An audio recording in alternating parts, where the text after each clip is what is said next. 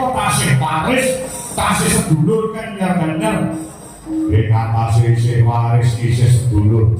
Isih sagete kanthi iso anak-anak aku iki.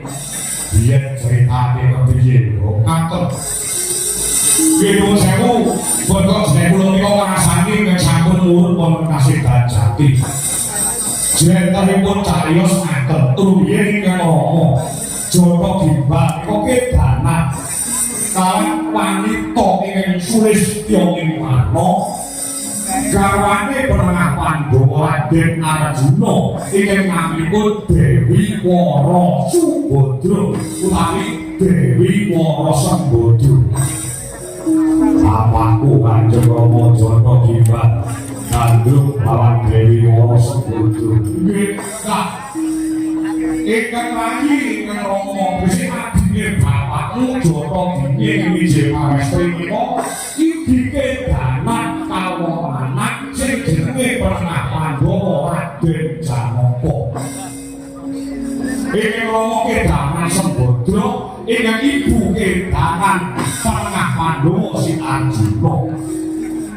Kanthi wis ora kuat dimpet njolo ing rasa kepengin sandingan lawan sing den tresnani gone lunga Joko Gimbal karo Joko Gini saking negari Guwa Barong niku boten kencan boten semayang. Basa kanthi iso anak-anakku kuwi larah-larahe kepiye kok. Kanthi nek ngomong menika sekti mondho guna ingkang ibu menika nggih sekti supaya kelakon sejane nalika wonten ing pagi ingkang Rama. Ingkang Rama Prabu Joko Gimbal menika menggo Pernah Pandhawa Raden Arjuna. Iso menggo Pernah Pandhawa Raden Arjuna. Nggih, papriye nek ketemu lawan Dewi Wara Sembadra ora nganggo ngani boten mangertosi nek lugune sing dadi Janaka menika ingkang Rama Joko Gimbal.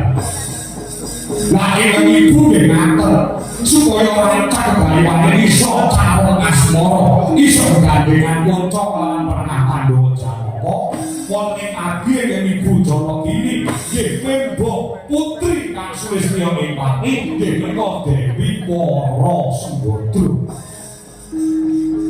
Wono ya nggih boten kencan boten semayang bapak sampeyan sing wis mimbo Janaka ibu sampeyan sing wis mimbo Dewi Wara Sembadra ketemu teng gubuk asmara.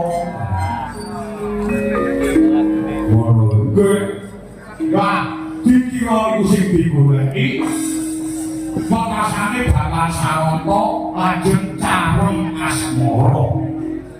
Calon asmara endi? Kita buka asmara niku sabit. Loya ayo Baskara Lili Mangsa Pratandana wiji saking ingkang Rama sing mimba Janaka.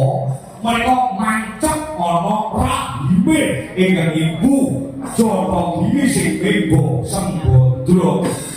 Parapun rampung anggenipun calon asmara badhar sejane wujud karo badhar Joko Gimbal ingkang ibu badhar Joko Gini. Gebrak bareng bek bae sing takoni dulurku dhewe.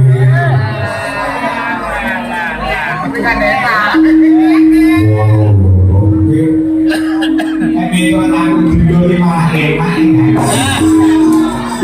Pokoknya aku mono wah wakasane wiji sing kumangan wonten gua bapane ibu Joko Gini. Nego babarangan kutha panjenengan bapakku karo ibuku sing mandheni sapa. Kadang mongso diwirang-wirangi lawan Pernah Pandhawa Arjuna ngambang perang lawan Janaka. Bapak ibu sampeyan sing mandheni Janaka.